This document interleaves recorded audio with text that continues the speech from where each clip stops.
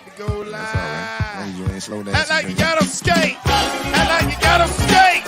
Act like you got them skate. Act like you got them skate. Act like you got them skate. Go live, I'm finna go live. Go live, I'm finna go live. Go live, I'm finna go live. Go live, I'm finna go live. Go live, I'm finna go live. Go live, I'm finna go live.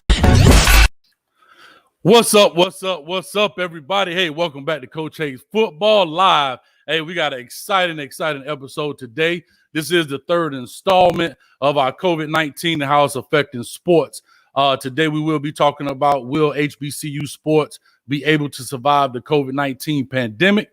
If you did miss the very first episode, we were talking about COVID-19. And so please, log on, subscribe, do all those different things so you can catch that, as well as the second installment was about COVID-19 and the recruiting process I did with A.G. Wasim, which is one of the master recruit specialist analysts here in the Orlando area, as well as all of Florida. So please make sure you check those out, as well as I'm going to make sure that we give people a little bit of time to get in. So like I always say, please make sure you give me a thumbs up in the comment section or a quick comment to say that the audio and visual sounds good. If not, we can definitely adjust those volumes so everybody can make sure they have a great experience. So we're going to just take a few more minutes. I see people popping on in, which is great. If you're on Facebook, please start a watch party. Share this out to everybody. If you are on YouTube as well, please share this out to everybody. We'll greatly appreciate it. We definitely want to get our numbers up and jumping, and we do want to hear from everybody on this topic as well. If you went to an HBCU, definitely going to give me a thumbs up. Show me where you're representing from, what school it is, and also throw in that graduation year if you like as well, because that's one thing about it, man. If you went to HBCU like I did, I went to Hampton University and our class of 2000. So with all that being said, we always pride ourselves on knowing what school it is, the rivalries, what year you came out. And we probably already know somebody that went to that school, especially around that year, because going to an HBCU is a special thing because it is a national web and networking opportunity for most. So we got a couple of people on here. My homeboy, Jay Crawford, Rilo. That's my boy, Rilo. What's up, cousin? All right. Went to Hampton with me, man. New Yorker, man. That's my boy. Let me see. Coach Roberts. What's up, man? Used to work with him on Facebook, so everything's good on Facebook. We got everything good as well. All right, so let me see here. Snuggle Bear, I don't know who that is. I can't tell by the name, but it says audio is good. I appreciate it. All right, so let's go ahead and jump right on into this thing and get this thing started today. We are talking about HBCUs and will they survive the COVID-19 pandemic. All right, we got two special guests on, actually some very close friends of mine. We actually grew up together, went to high school together, but we broke off and we all ended up at separate HBCUs. All right, so I'm going to go ahead and introduce these guys, man. Like I said, these are my close buddies, and if Coach Hayes decide to ever take that walk down the aisle, they definitely would be men in my wedding, and I trust them with everything, man. So that's a definite, man. So without further ado, let me go ahead and jump on in. I'm going to start off with the first young man. His name he's going to go by V12 in here today, man. He's a Tennessee State graduate. I'm going to let him do a little introduction on himself and kind of how he ended up choosing Tennessee State and so forth. All right, so let's bring on in my man, Willie is up in the house. Let's go, V12. Y'all What's clap up? it up. Get a thumbs up for it. What's Any up, Tennessee Coach? State people in here, make sure they represent for him. What's going on, man? How you doing, Coach? I'm doing good, baby. Talk to us, man. So you went to Tennessee State. Talk to us, man. What years and all of that? Right. So I made the trip from Miami, Florida to Tennessee State in 1995, and I got out of there on time in 1999.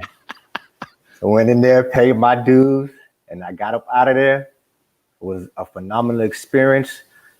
I got to Tennessee State because I participated in the Black College School Tour when I was a sophomore in high school.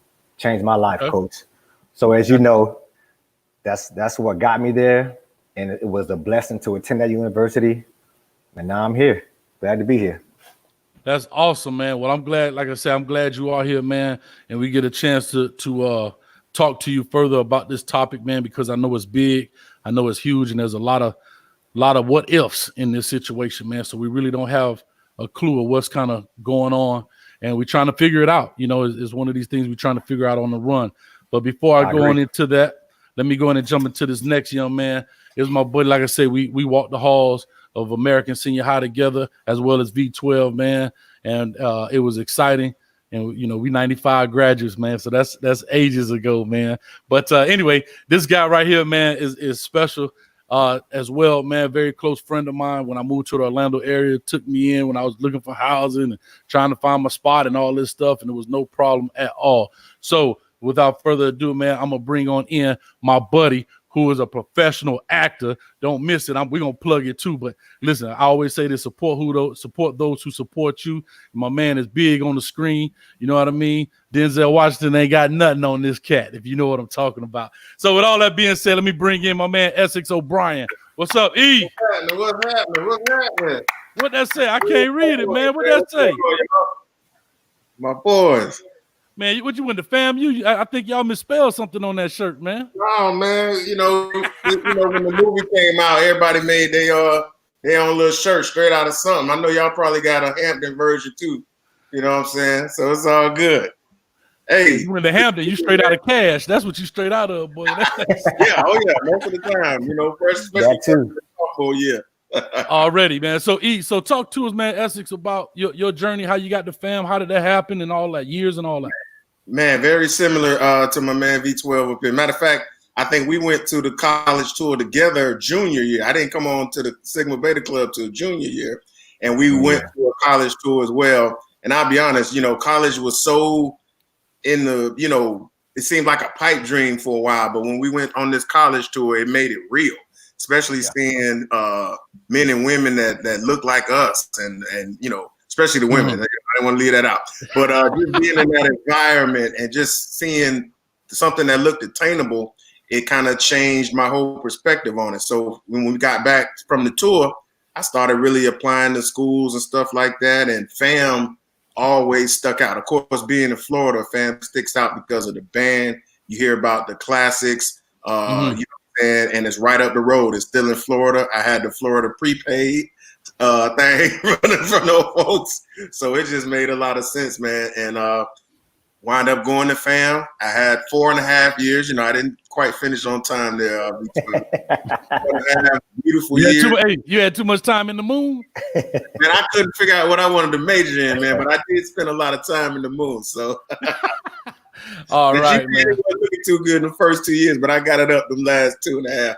Hey, I ain't gonna lie to you. We're gonna talk about that. I don't think most people did, man. Because you know what? Hey, you was getting it in, and guess what? Those final 2 years, boy. Yeah, you know hey, guess what, fella? Crib, right? We were happy to get away from our parents and get away from home, and that's just. It took you a minute to get acclimated. Hey, guess what, fellas? That's the difference between a TSU man, a Hampton man, and a FAMU man. Guess what it is? We know how to party, do our work, and get out on time. So here you go. I'm gonna say this. I'm gonna say this because see, listen, we supposed to. But look, I'm gonna say this because see, this is how HBCU. This is why I love HBCU.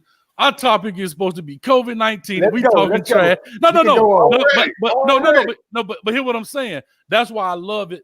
That's why I love my HBCU. We always say this, regardless of which one you went to, because it's always going to start off like this because you have so much love for your institution, and that's what it's all about. And that's, you know, that's, I guess, the thing about it, you know what I mean? That you can talk trash, blah, blah, blah, whatever the case may be. But listen, we are going to definitely jump into this. And we can relate to it. We can relate and understand where we're coming from. We know it's not any ill will. We know it's all fun and games. It's like your cousin, you know, playing the dozens. But at the end of the day, we all family. So yeah, I agree all with love. Coach.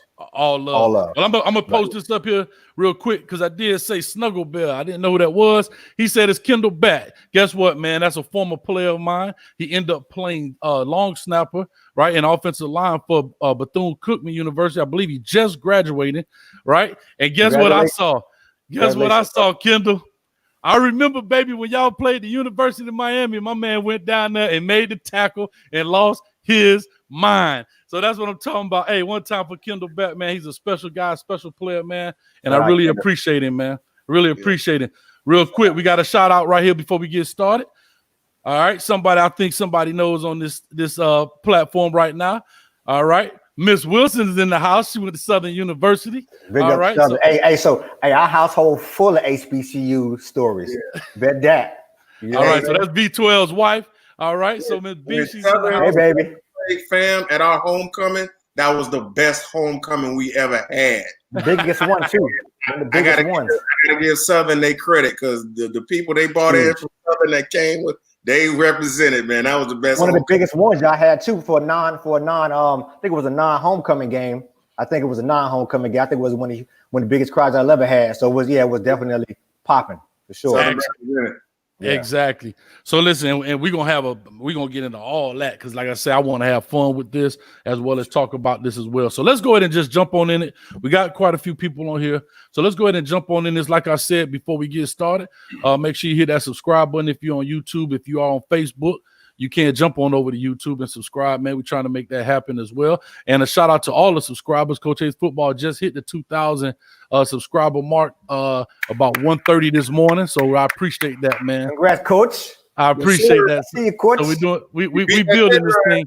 And guess what? Like I said, we started this thing April 4th, so not too maybe 3 months and some change. Okay. So it's been very good to us, and we're doing some big things here. So let's go ahead and get started, guys. Let's talk about this, and I'm just gonna jump on in right here. It says, "Will HBCU survive COVID-19?"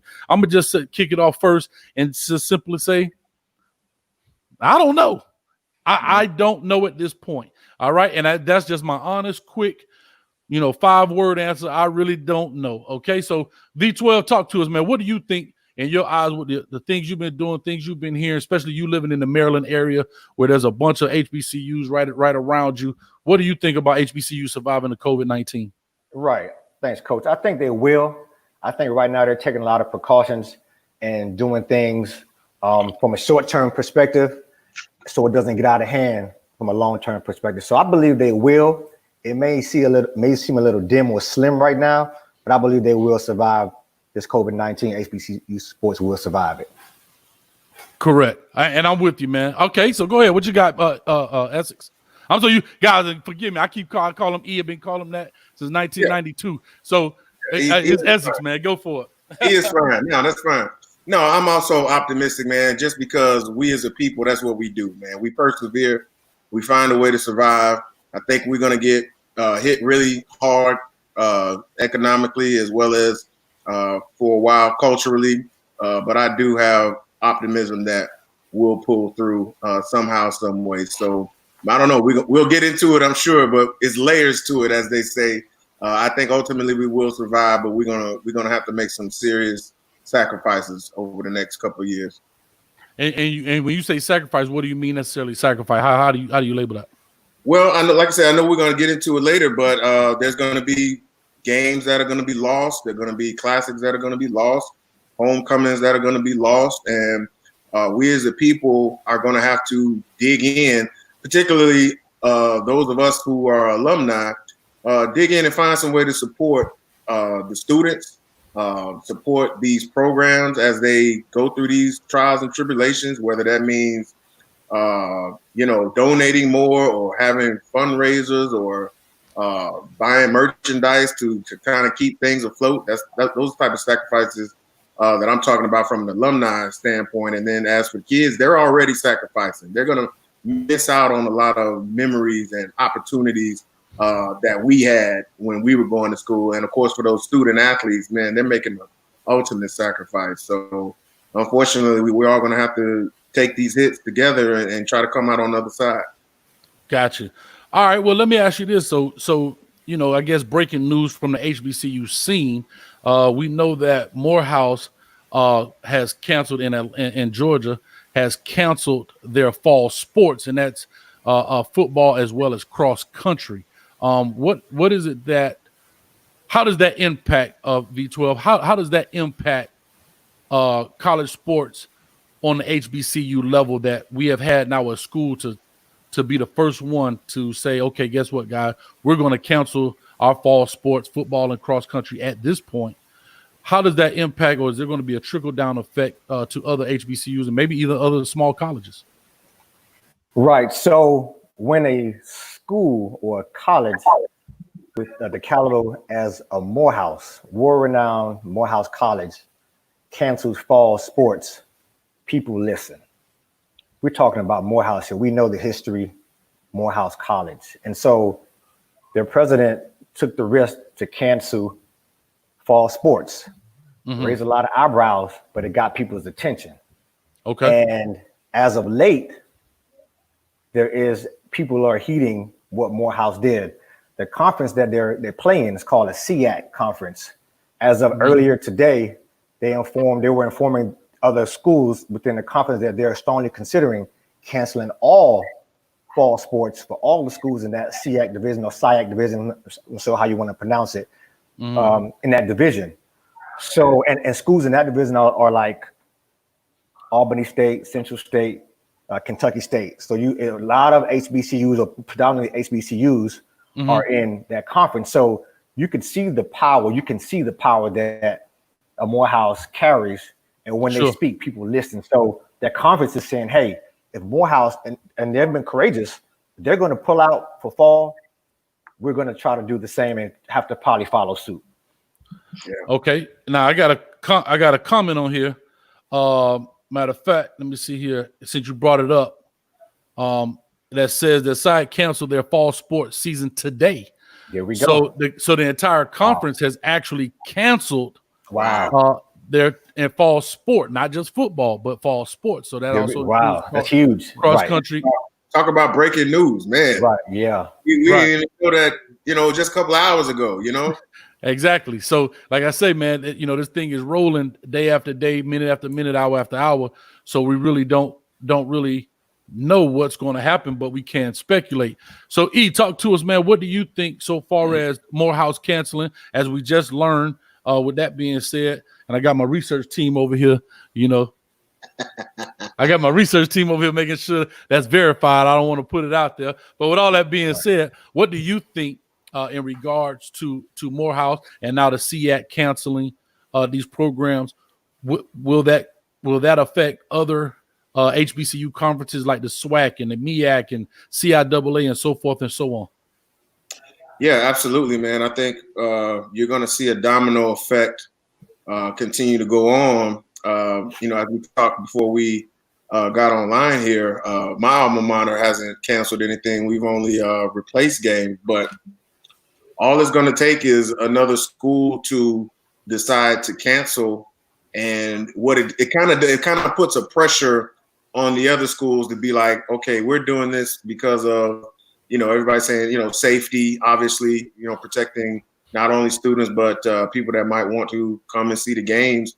So now it puts a certain pressure on other schools to follow suit, and if they don't follow suit, okay, what plan do you have that is so grand that is going to keep people safe in order to play games? But if the domino keeps falling and other schools cancel, who you going to play? It's only so many teams you can replace that with. So it's the hearing that the whole conference canceled, that doesn't forebode well for any of these other HBCUs and conferences.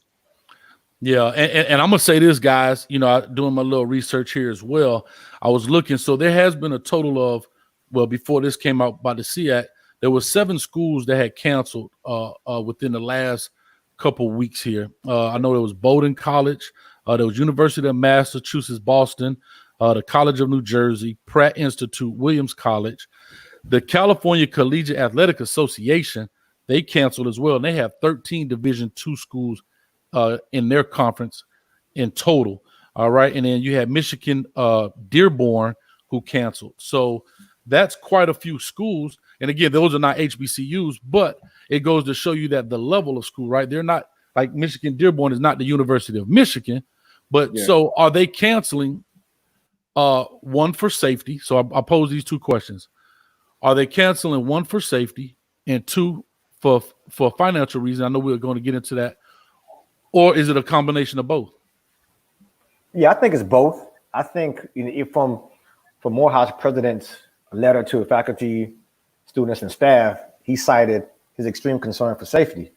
So we have to take him at face value, the safety of his students, because we know, even though Morehouse they have sports. You go there from an intellectual standpoint for an education. And one thing I commend the president for, he said that although fall sports are canceled, every student athlete scholarship will be persevered. So they were able to move forward with their scholarship, even though they're not playing sports this fall. So I think that's huge for him to make a statement like that. Sure. I think another thing is, from a financial standpoint, I guess he's saying, hey, you know, he's kind of seeing down the road, doesn't it make sense to kind of spend some of this money and lose some of this money? Why not just hold tight right now until, you know, time is the true indicator, right? So let's see what's going to happen down the line. We're going to hold our money. We're not going to try to travel and go to some of these other SIAC schools. And we're just going to go ahead and hold the fort down until something gives. So it's a combination of both. Yeah, absolutely. I agree.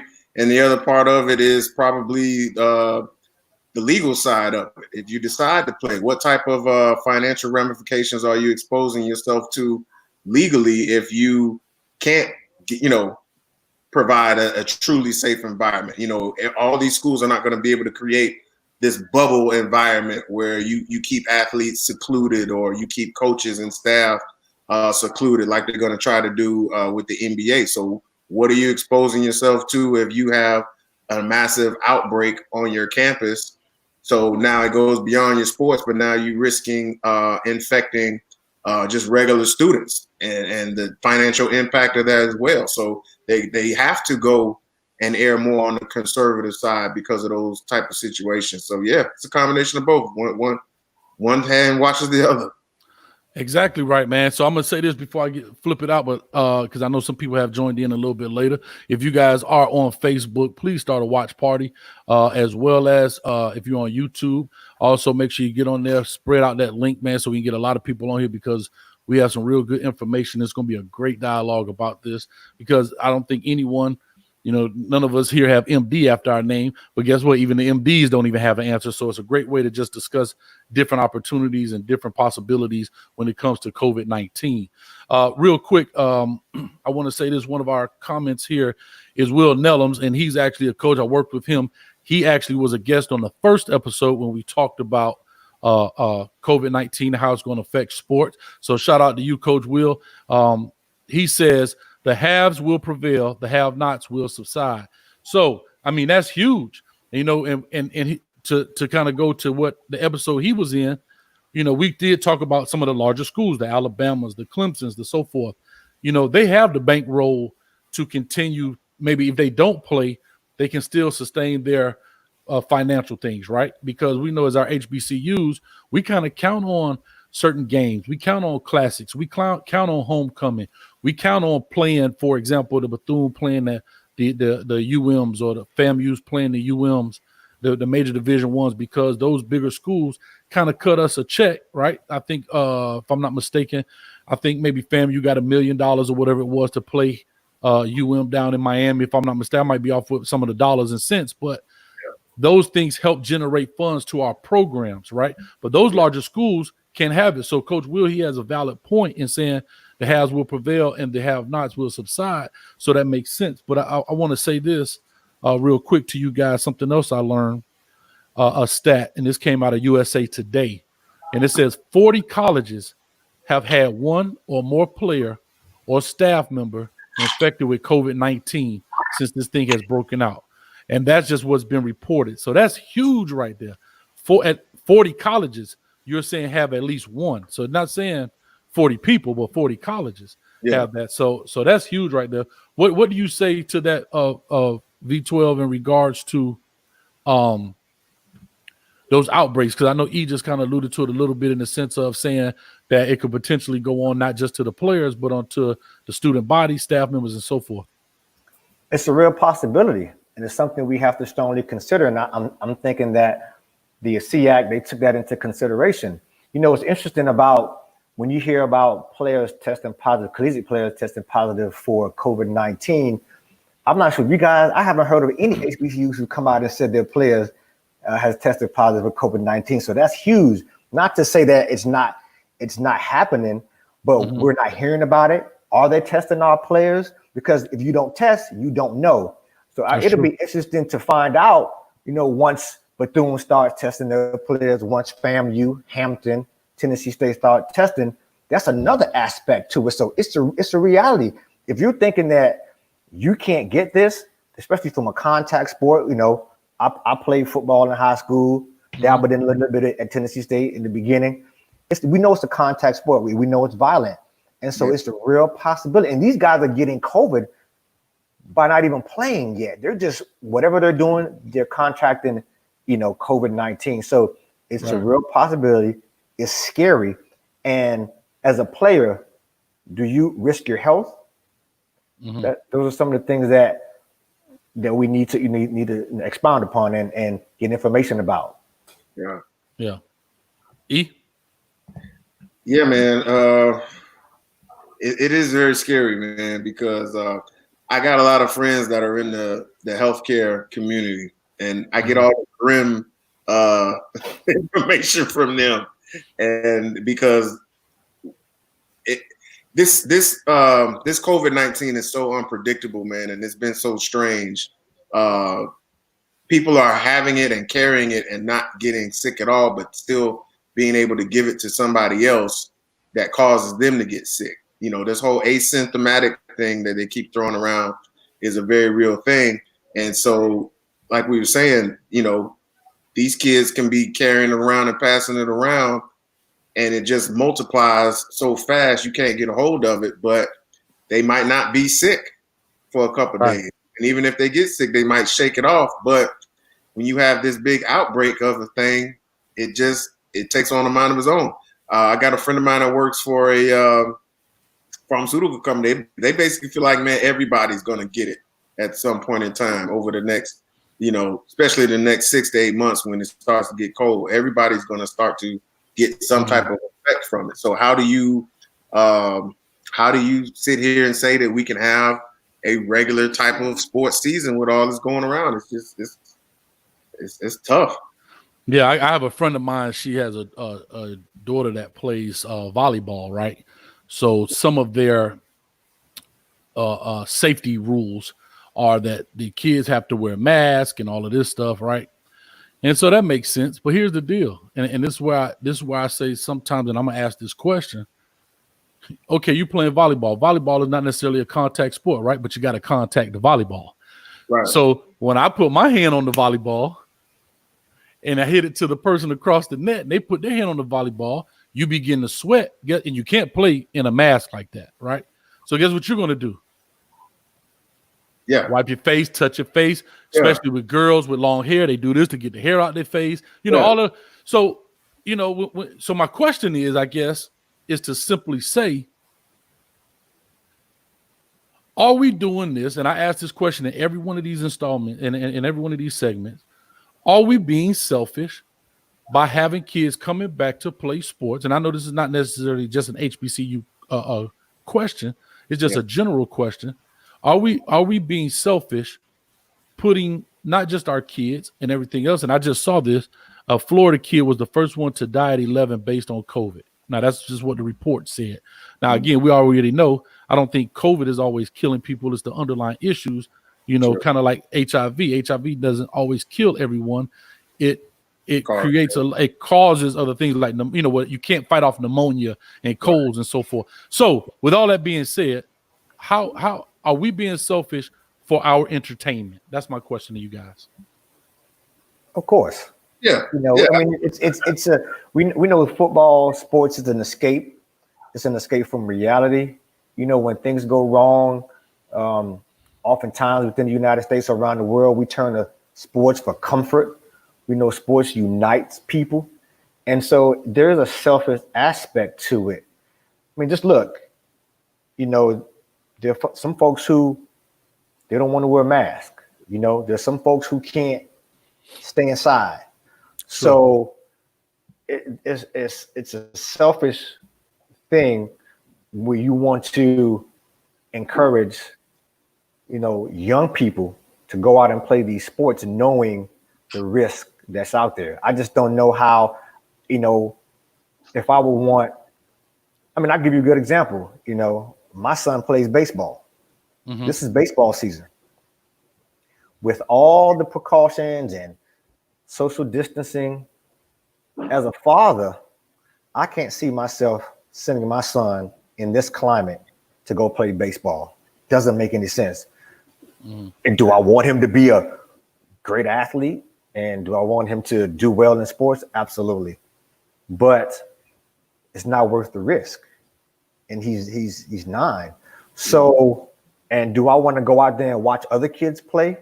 No, I don't, because I don't want anything to happen to them or their family. So there's definitely a selfish aspect to wanting to force, you know, these kids to, you know, when I say kids, young adults as well, to play these sports in this climate. You know, I think it shouldn't be done.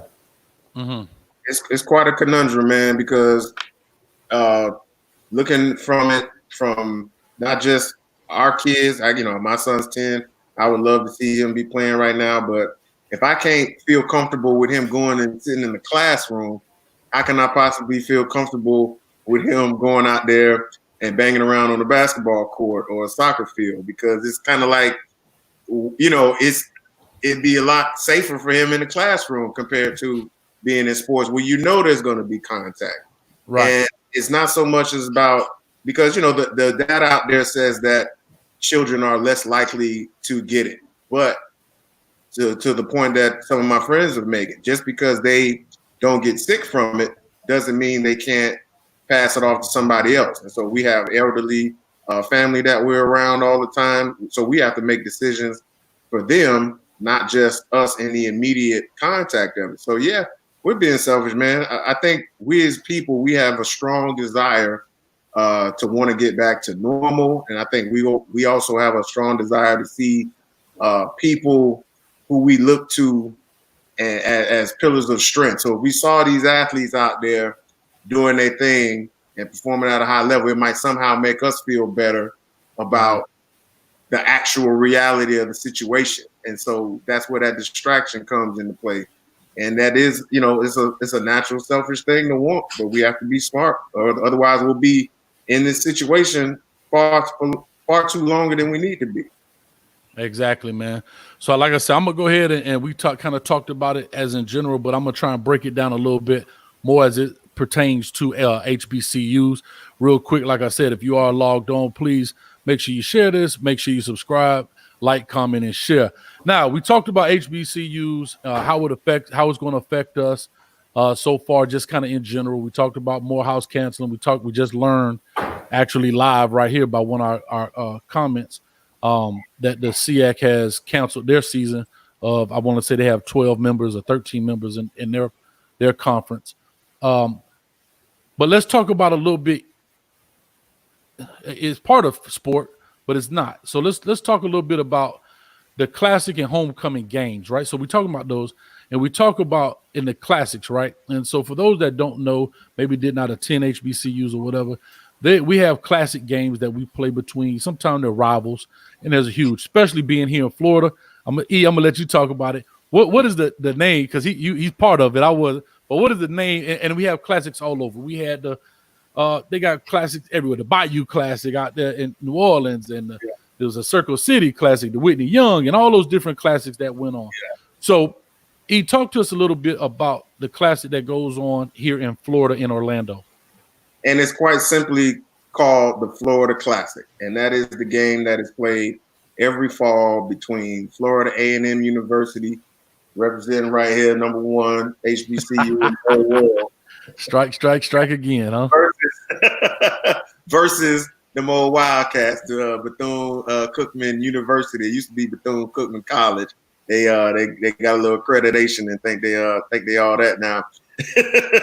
But yeah, it's basically the game between FAMU and BCC every fall. It's a big deal because you got Daytona, which is 60-some miles away, which is where Bethune is, and then Florida A&M, which is in Tallahassee, just about three hours away. And you guys, if you're rolling through any city in Florida, you're gonna see those license plates, you're gonna see those flags, and it's just a great event, man. It's a culture thing. For me, I remember as a young person going to some of these games and just being immersed in the culture, not even really about the football game, but just the culture of the people out there. You know, you hear the music, you see the vendors outside, you see the gathering of people, you see the tailgaters and stuff like that. So it's very similar to, you know, professional culture where you see the tailgating and the camaraderie and the family building. You know, I take my son there every so often so he can get that experience and that culture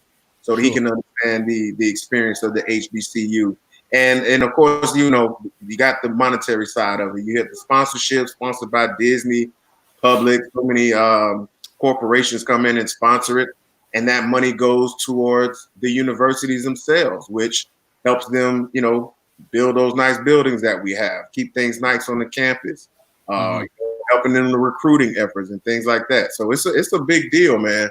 And it has a far-reaching impact. So having to lose that is big. You know, the possibility of losing. I know they haven't canceled it as of yet, but if you can just read the tea leaves and know that it's probably going to happen. You know what I'm saying? Yeah, exactly. But I'm gonna say something because I know I'm forget it. I'm seeing it right here. Right, you said BCC, and like you said, they got their accreditation, so now they BCU, so they think they hot stuff. And I'm talking major trash right now because we don't have any Wildcats on the panel. So I'm gonna go ahead. I'm going for broke right now. So if I got anybody that's a BCU that's out there listening, please make sure you put in the comment section. See, this is why we can't see. Listen, this is why HBCU guys and women and Greek life, all that we can't ever, because we can always go right back to talking trash, man. Hey, real quick before I get to you, V12, right here. I think you know this guy right here. He says TSU Tigers. All right. Hey, TSU. Big Sean. What's up, my brother? Hey, Sean Newton. That's a good friend of mine. That was my first college roommate, and that was 20-some years ago. And that's another thing. You build relationships, you build brotherhood. That's my brother Sean out in San Francisco, California. Love you, bro, man. Hey, Sean, when it's all said and done, we're gonna connect, brother. Thanks for coming on. Get that monkey off your appetite. Hey, you know that's Sean, man. So listen, so talking about homecoming, right? So he talked about one of the big classics. Vaughn, I know you want to talk a little bit about the Bayou Classic and things and kind of what's happening with that. Right. So I noticed when he was talking about the FAMU and Bethune-Cookman University cast that he forgot to mention bands, and that the reason why he forgot to mention the March on 100 because the aristocrat of bands at Tennessee State would chop their head off any day, right? So he forgot to mention the band. We got an aristocrat on this thing, right? So that's what it was. But for Tennessee State, again, you guys alluded to the classic games and the homecoming games. As of right now, like he alluded to, the homecoming game for us is still on as of right now, but you can kind of see the writing on the wall. But what was of concern to our president and our athletic director was we had a classic that was scheduled for the Detroit Classic, which is going to be Tennessee State University and Southern University in Detroit on September 5th. That event has been canceled. That was the first one that failed, right? And with respect to another classic that failed was the Southern Heritage Classic, and that's with Tennessee State University and Jackson State University in Memphis, and that's another huge classic for us. So both of those were canceled due to COVID-19 concerns. And so what you're finding with COVID-19 is that you have a large percentage of HBCUs canceling some of their early games, and they're starting the season later. So a lot of schools, some schools I should say, are starting this season 2 games behind, such as Tennessee State. And I know another school starting 2 weeks behind is going to be Southern, and also Winston-Salem State, WSSU University, who's starting 2 weeks behind. And a fact about Winston-Salem, now they are the first school to cancel homecoming events as it relates to the homecoming activities, but their game has not been canceled. So as of right now, the homecoming event, the homecoming week, the pajama jammy jams, you know what I mean? All that good stuff, you know, on the yard having fun, that's going to be canceled. But as far as the game as of right now, Winston-Salem has not canceled that game. But you can see the writing on the walls that I think depending on what's going on, these numbers are still increasing. If we don't get a hold of it, I think definitely homecomings are in jeopardy. But again, the Classics, Tennessee State are going to lose out. I know we're going to talk about revenue. They're going to lose huge on those two classes, missing those Classics. Now, I will say this about FAM. FAM hasn't canceled any games yet because FAM about that money. And so I don't know what y'all doing down there in Florida. But y'all trying to get that green. I know y'all green and orange. Y'all trying to get that paper. But hey, listen, you got to be more careful. We don't want to get in the new conference and cancel first. Come on now, we gotta. Listen to this. We have schools like Tennessee State and Southern canceling games. You guys replacing games. Like, look, who we gonna fit in? You know what I mean? Y'all about that money. You know what I mean? Yeah, I hear you. Hey, and listen, you're the only one, because guess what? I ain't heard of Hampton canceling anything either. I may be wrong, but I sure haven't heard nothing. But we do have word on the street right here. All right, V12's better half says Howard homecoming is canceled. Wow.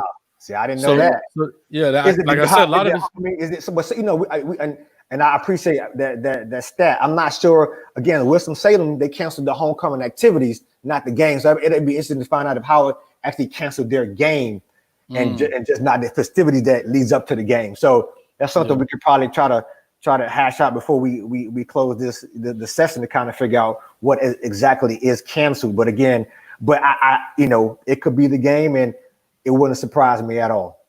Yeah, I can tell you this, Hampton right now is gonna probably be one of the last because they about that money, but so they listen, they're gonna cancel that. If they cancel something, it's gonna be they're gonna either be the last one or at the last minute.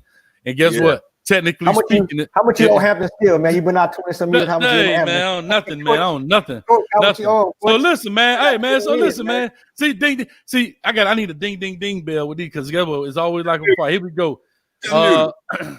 Here we go. I do want to say this real quick. So about the homecoming, we do know, as we just learned, that Howard homecoming was canceled. We also know North Carolina A&T canceled their homecoming festivities. I don't know. Like I said, I think they canceled the festivities. I don't know if they canceled the game within itself.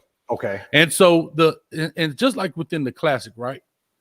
Where you're talking about camaraderie and this, that, and other, the vendors, homecoming has that same feel, right? So the opposing team may not be the greatest. Of course, you will try and always schedule a doormat team, which is fine, but it still brings that back. But it doesn't bring a lot of people from all over, but it does bring that institution together. Like when I just went to our homecoming last year, it's some guys I haven't seen since I walked off that campus in 2000. And guess what the best part about it, you alluded to this earlier, V, was, it seemed like we had only left from 2 days ago, and we came back and we started talking about stuff. Hey man, you remember when and had never broke stride, man. So like I said, it's a great deal when it comes to that, man, for the HBCUs and everything else. Let me go ahead and move on a little bit as we talked about the culture, we talked about Classic, we talked about homecoming, the culture, the bands, all of that stuff. And we did speak a little bit about this earlier. Our scholarship opportunities in jeopardy. And you did say that the president of Morehouse, which happens to be a former football player. So I know he probably really wanted to play sports, but he made a judgment based on safety. And I can do nothing but appreciate that. But and he said he's going to honor that. The question is, as these teams cancel sports and other teams follow, like I said, Morehouse honor scholarships. Do we think other teams will follow? Or do we even have the money to follow? Well, we know that, or we may know that the scholarships, we know at Morehouse the scholarship is going to be honored. But the NCAA also, I think back in March, they extended athletes playing time, so they have extensions from the spring sports. So I don't know if, and the assumption would be that depending on how the fall goes, that they may go ahead and add an extension to a waiver to fall athletic sports as well. So from that standpoint, I'm not sure how much the scholarships will be in jeopardy. I mean, if they're there, they're handing them out. I think they're probably going to be honoring them. The NCAA is aware of what's going on with not only 1AA schools and Division I schools with all schools. And so from an athletic standpoint, they're going to grant these athletes an opportunity, an additional extension to complete their athletics at the school. Yeah. Yeah, I saw from an article I was looking at earlier today on the undefeated. Matter of fact, this is a quote from your school, V12, Tennessee State President Glenda Glover. She said, "For the roughly 100 HBCUs, the facts of life have never changed, and we're not going to be better in a pandemic. Traditionally, HBCUs have been underfunded, and right now that underfunding is magnified. That comes home to roost." So, read between the lines there. They're expecting for there to be some pain, and a lot of that pain is going to come via these scholarships. I know, like you said earlier, the president said that since the sports was canceled, they would honor the scholarships of those athletes. But what happens the following semester? You know what I'm saying? When the budgets come in and the red tape starts, I'm sorry, not red tape, but the red ink starts to get magnified. What other scholarships from, who knows where else are going to start to get cut? So that stood out to me because it might not necessarily be the sports scholarships right now that are in jeopardy, but that's for this season.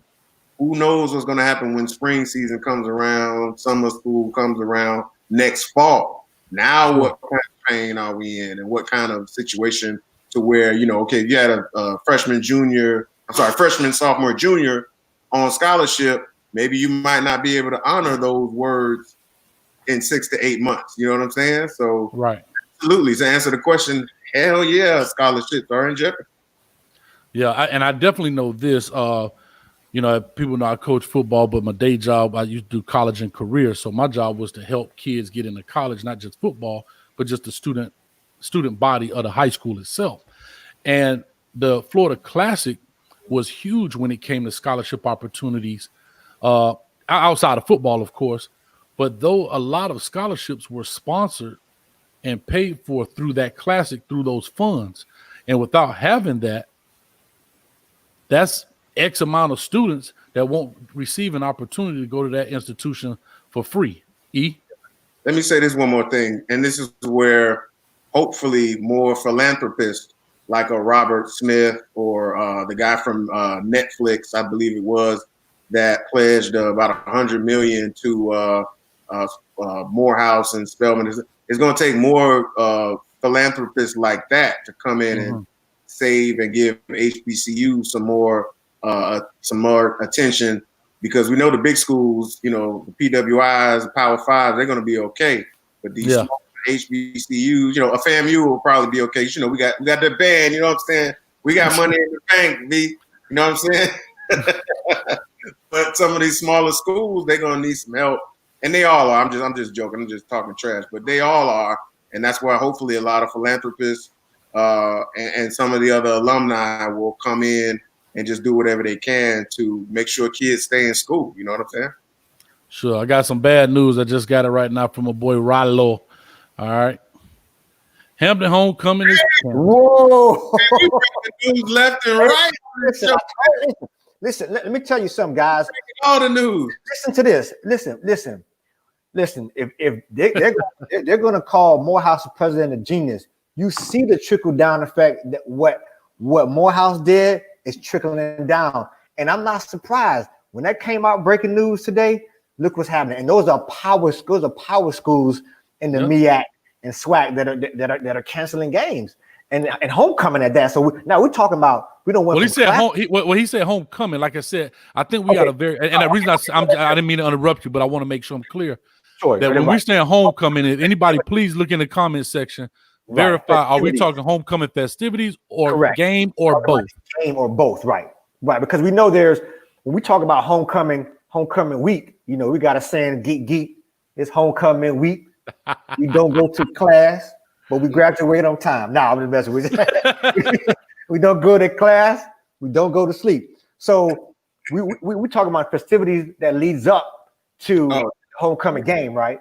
Yeah. And we have to be, and along with the festivities is the band and then the pep rally. So, and those are huge money makers for the school when alumni come back and we talk about that and we on the yard having a good time and the smell of the fish fries and everybody chopping it up.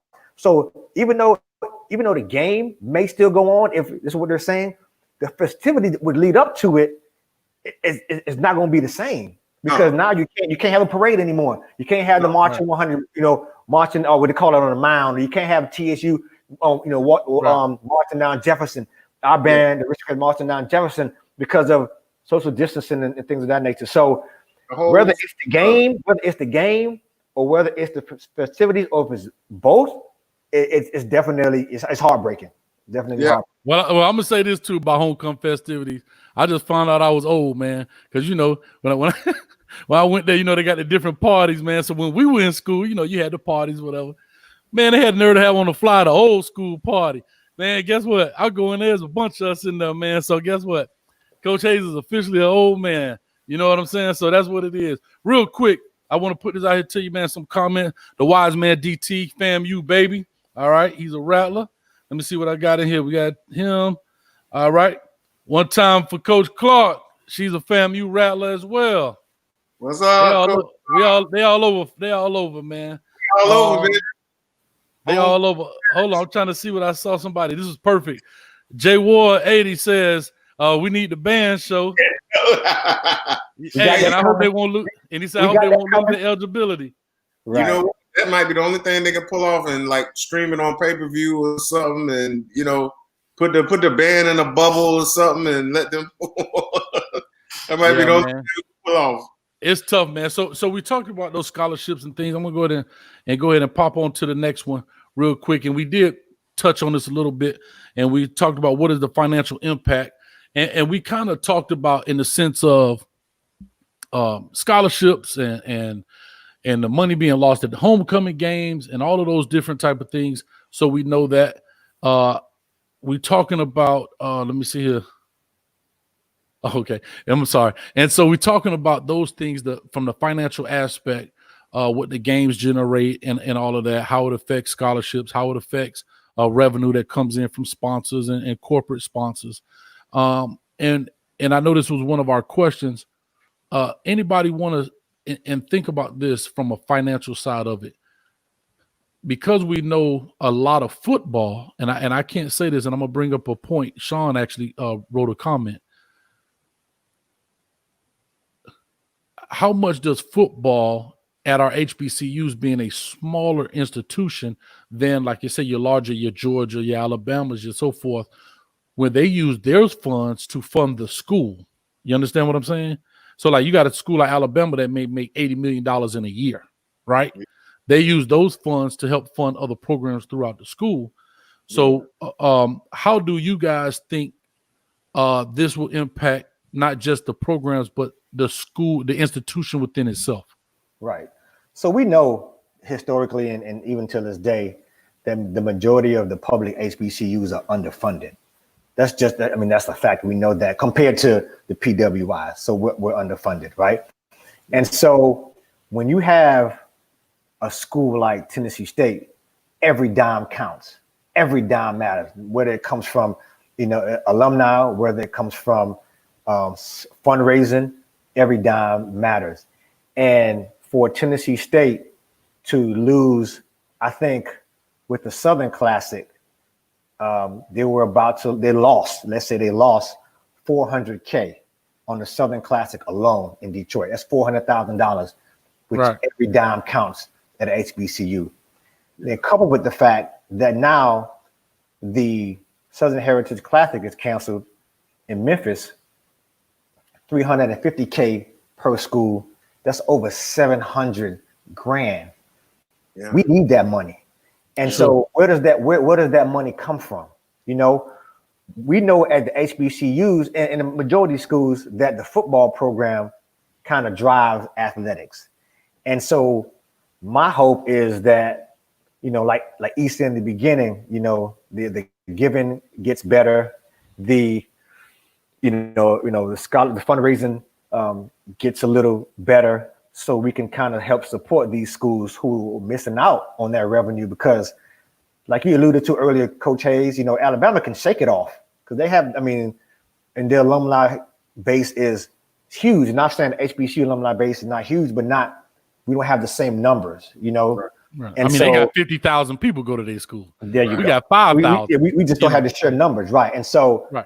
That's the part that's disheartening to me again. And what is that? Where does that money come from? And so, and then we know sometimes the athletics drives other things, other scholarships and things around the school. So it's definitely important. Tennessee State is, I would say, one of the larger HBCUs.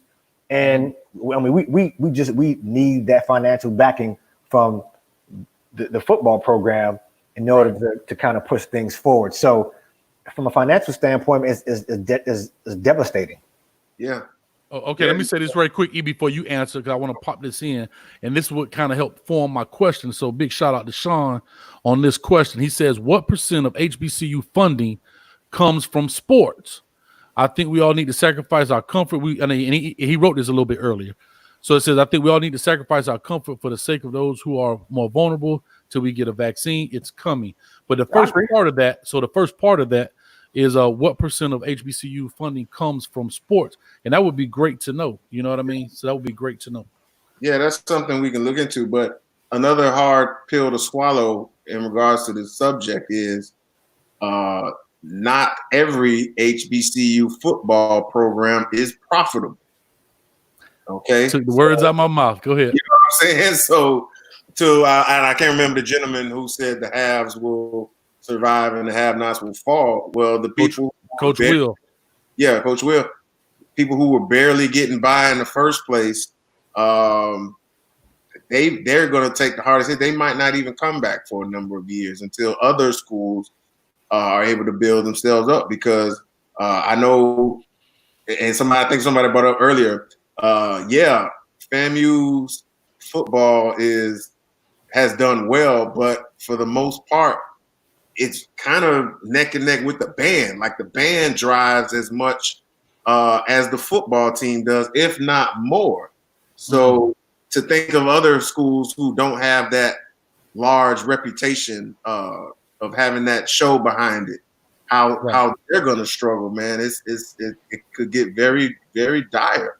And it's gonna be tough. There's an old saying that when America get a cold, black folks get pneumonia, and so now if we got COVID and they got COVID, we got COVID-20. So I don't know. We got COVID-20. COVID-19. So here's the deal, right? So let me say this, because Sean, boy, he's killing it right now. He's doing a great job. So he said, yes, some of the bigger schools have endowment funds as well, with a bit much bigger endowment funds. And you're exactly right. And that's how a lot of those things get funded. Right. So, and you brought up a great point, E, in regards to, because even within, let's say football, right? You hear the word Power Five, right? Those Power Five conferences, the SEC, the big. Bless you. My bad. Don't rattle us, boy. So the SEC, the Big Ten, so forth and so on, right? The snake got a cold. Fumble on the play. Yeah. Snake got a cold. So those bigger programs can handle it, right? But it's the same thing. There are different tiers when it comes to HBCU football, right? So when you look at the MEAC, the SWAC, all those type of schools, they would be considered like our Power Five, right? Within that subset of the HBCUs. Then you have the thing like the SEAC, right? Then you have the CIAA, like let's say the Tuskegees, the Morehouse, even though they may have games, but I guarantee their stands are still not as full as when you look at the Hamptons, the TSUs, the FAMUs, and so forth. You got smaller schools, Elizabeth City, those programs. So I'm saying all this to say the smaller schools may not, they will suffer the most, but I'm going to say something in reverse. They might benefit the most from canceling. And I'm going to tell you why I say that. Because we know football costs so much. Listen, I ran a program, a high school program. Now, this is very small, but people don't realize it. It cost us $50,000 a year to run that program. Wow. I had to raise $50,000 a year to run a high school football program when, mind you, our stadium only held maybe 2,000 people. So you had to do other things outside. And we weren't traveling like when you have to go travel to different states and so forth, and buses and planes.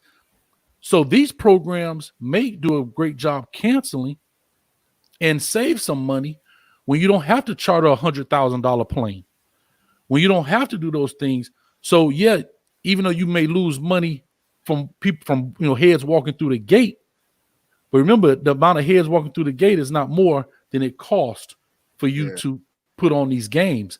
So they may actually, I'm just looking at it from the flip side, by canceling their season, they may actually benefit and get a chance to catch up in revenue, if that kind of makes sense what I'm saying. Does that kind of make sense? Nothing like a happening power to bolster the Tennessee State's Tiger claim in the beginning. That's what I said about Morehouse. Morehouse is president. Now you want to see, it sounded very profound. I appreciate that, my brother. But no, I agree with you. But yeah, I mean, it could save you money in the long run. Definitely probably save you money in the long run. I mean, it's a lot in between that, but to your end point, it's going to probably save you. So it could save you some money in the long run, right? Yeah, right. Maybe some of those schools shouldn't have been in the football business to begin with, but it's such a cultural thing to have football associated with college sports, particularly in America. Like it almost feels like it goes hand in hand. You know what I'm saying? Right. That drives the school spirit. It drives the cultural experience. Like I say, even though if the band is bigger than the game, you still got to play a game. Nobody's going to fill a stadium to just see a halftime show. It's the whole cultural experience of that, man. It just feels like it goes hand in hand. But this COVID is going to make us reinvent so many different things, so many different aspects of our lives. That's probably going to be one of them for some of these smaller schools. Exactly. Here go a quick comment. Jay Ward says, I think Morehouse led D2 in home game attendance last year. That's awesome, man. If they did that, that's great. And like I said, you're always going to have that guy in there, right? But then let's look at this, because I'm going to just say this and then we're going to kind of wrap this up, because we're about right at the hour mark, and that's cool, man. That's kind of what we aimed for. But here's what I look at. So you look at, like I say, you got your Tuskegees and those type of schools, which is great. And what you said, E, was a great point, was it brings it in as part of the culture. But as we all know, we all literally grew up a stone throw away from Florida Memorial University. And I actually went and got my master's there. And this year they're supposed to be starting football for the first time, right? Unfortunately, they got the wrong year to pick it in because of the COVID, but that's not really their fault. I'm saying all that to say they used to do their homecoming during basketball season because that's what they had. Sure. So, but I have to be honest, it was a stale feel at the beginning of the year, because everywhere in America, I don't care where you went, the very first week of school was a football game. Yeah. And then, you go there, they don't have, and there's other schools that don't play. I want to say it was Payne in Georgia. They don't have football. But so with all that being said, so schools like Flomo, we call it Flomo. They call it FMU now. They got bourgeois on us. You know what I mean? Yeah, hey, and one thing I can say about if Flomo don't have nothing better than anybody else, they got the prettiest grass on campus and you ever seen, baby. Listen, let me tell you something. Them guys be out there cutting that thing left and right. I know y'all don't know what I'm talking about, but trust me, if you ever get a chance, look at some pictures, man. Look here. But anyway, let me go back to what we was really talking about was Flomo, right? So they're just starting a program.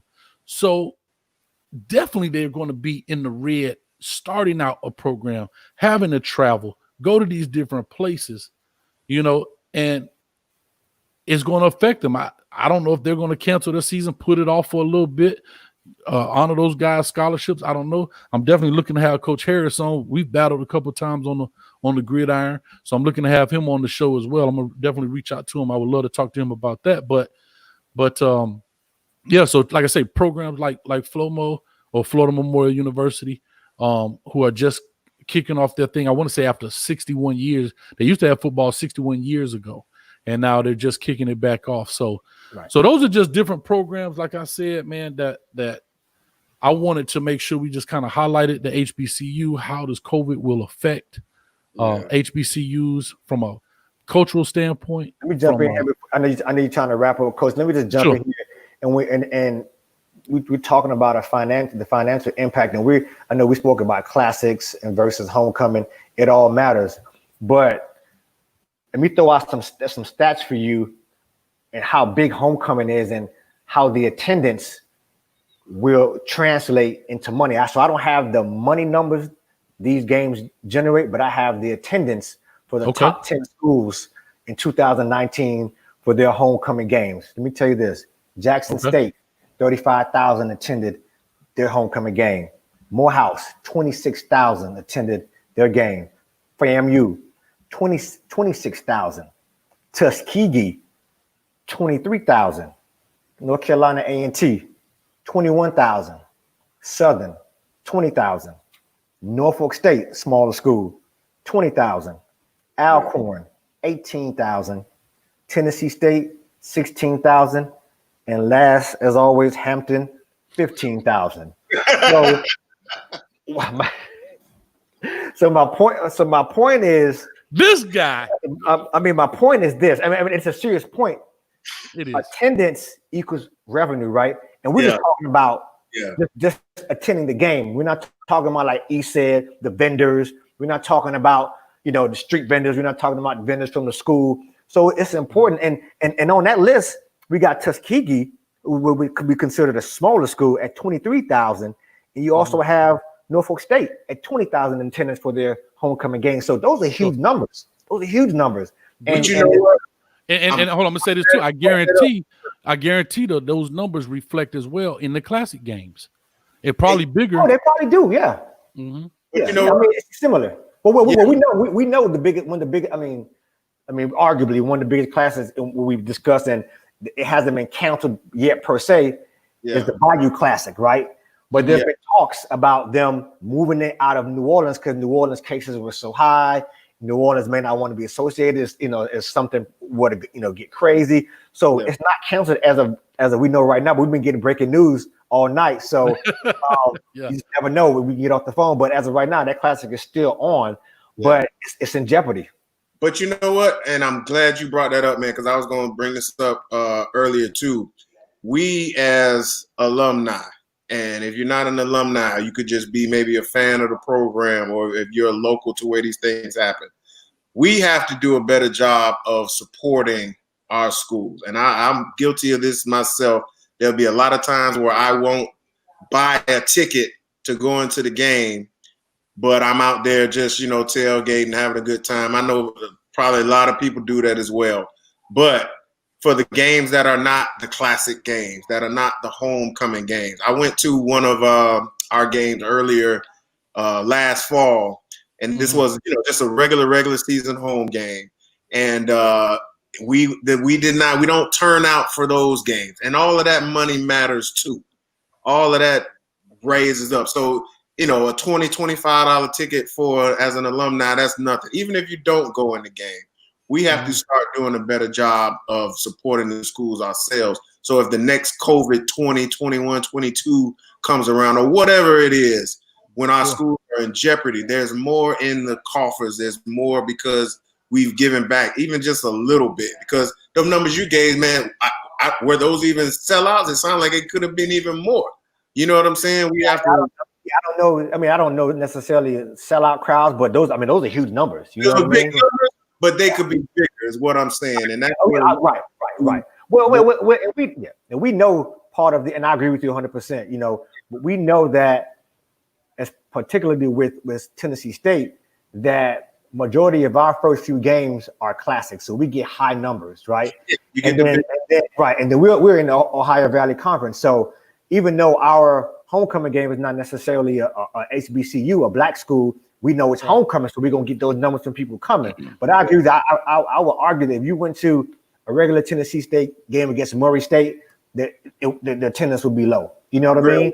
And but fortunate for FAM and for Hampton, you guys were in divisions that predominantly play black schools, so it's almost like every game for you is a classic. It's a classic or a homecoming, with the exception of if the school is good or not. So for example, back in the day, Prairie View wasn't very good in football. So people probably wouldn't come out to FAMU Prairie View game because they weren't very good, right? But now Prairie View is decent, And so they'll come out to a FAMU Prairie View game because both teams are good, and now the rivalry is there. You know, but I agree. To your point, I agree with you. Because you see when some of these bigger schools, big PWI schools, they play a little nobody team. Their stands will still be relatively full. They'll still be out there tailgating, getting drunk, doing whatever, because they're supporting that whole experience, and they're doing it with their dollars as well as their presence, and we have to do that as well. I agree. Exactly. And we definitely, man, we're going to kind of wrap it up in this point, man. But, guys, I really appreciate you guys coming on, man. You know what I mean? Sure. Anytime, man. We're going to do more. Trust me, we're going to do more. I really enjoyed the dialogue. I think people did. We had tons of comments. So it was great, man. And we're definitely going to do more. And it's an important topic to us. I mean, dear to my heart, you know what I mean? This very much so. And we just touched on sports. I mean, there's also a definitely education aspect of it. Just, you know, we can maybe touch on another time. But yeah, I mean, I appreciate the education, the network, even just the interaction with faculty and staff, opportunities. Yeah. It's the beauty of going to an HBCU. We get into all that. Beauty, man. Yeah, so we definitely going to touch on what about that 17-1 at Tennessee State? I mean, I don't know what y'all was at. What? Man, your Wi-Fi messing up. You said some foolish number. He was talking crazy because I'm gonna tell you, like he said, Hampton come in, see 17-1. Hampton come. He set it up like reading all these numbers out. They gonna hit you at the end. He said, but listen, I'm gonna tell you this. You know how he tried to say, "Oh, well, you took my point that I made at the beginning." Well, what we do at Hampton, we're like the company 3M. We take your product and make it better. I just wanted to simply let you know that. Okay, with that being said, man, I like it, my brother. Conclusion, listen, my home by the sea. That's all I want to let you know. You understand that? All right, we are the Patchai. Always remember that. Okay. So with that being said, listen, man, we put snakes on. Hey, listen, we put snakes on the leash. We put snakes on the leash, man. Listen, and tigers too. So with all that being said, man, guys, I appreciate you guys coming in and coming on. Like I said, one thing about an HBCU conversation is always going to be some trash talking. It's always going to be some going left, going right. Hopefully we make it back to the middle after about an hour. And that's just what it is. And that's just part of it, man. That's the beauty. And I don't care where this conversation, whether you do it in live, you in the barbershop, you can get on the phone. I remember we was on the phone on three-way on a video call. Man, we was talking about one thing. We ended up talking about 300 different other things, man. So that's just how it is, man. That's just the culture. And it's all fun and love at the end of the day. So with all that being said, I do want to close this out with you guys, man. E, where can people find you on Instagram? Shout that out. There you go. Instagram right there. All one word, Actorman Essex. It don't have to be uppercase or anything like that. Should already pull me up. I'm on Facebook, mostly Essex O'Brien. It's public. Should be able to find it. Twitter, same thing. Essex O'Brien. That's with a OBRIEN. And check out my stuff on Amazon Prime, my IMDb page. You can see some of my films and some of my clips on there. So check your boy out. Oh, also every Wednesday night, 9:30 p.m., me and comedian Tight Mike on Acting Funny webpage on Facebook.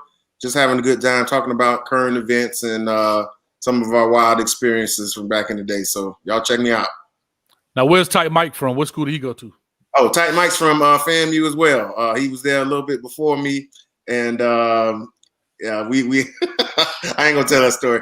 We'll do it another time. But comedian Tight Mike. He's been on BET, Comic View, been on other shows nationwide. Def Jam, he's on Def Jam.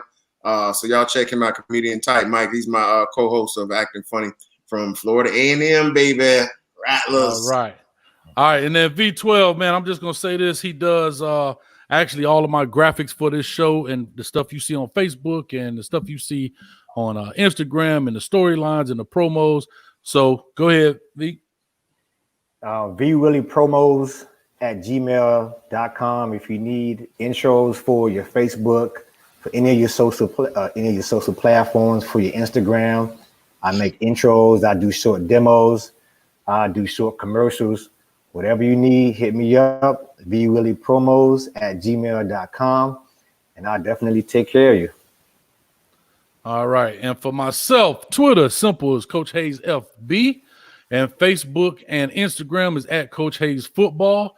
I really appreciate everybody coming on here. Again, I do want to thank to all the people who have subscribed to this channel. We did hit the 2,000 subscriber mark in a very short period of time, man. That's huge, bro. That's huge. Thank you, man. That's a huge milestone, believe it or not. You know, you see a lot of these content creators, they come on and they talking about, you know, how to get 1,000 subscribers, and it take them a year. But we've done 2,000 in 3 months, and it's really nothing. I have nothing to do with it. You guys are the one doing it because you're hitting the button. So I do appreciate it, and I thank you guys very much. Please share this stuff out to everybody. Next Tuesday coming up, we have our WRE Live. That is where I watch, react, and evaluate live with the actual player on the screen, and we're going to break his film down. So if you are a fan of high school sports and high school recruits, please make sure you check it out, as well as I do a video every day except for Sunday, where I break down different recruits from across the nation, some of the top recruits from across the nation, and we break their film down, and I give them the pros and cons about their game, and we have a great time doing that. So without that, with anything else, guys, if you got any final comments or anything, we're going to go ahead and close it out.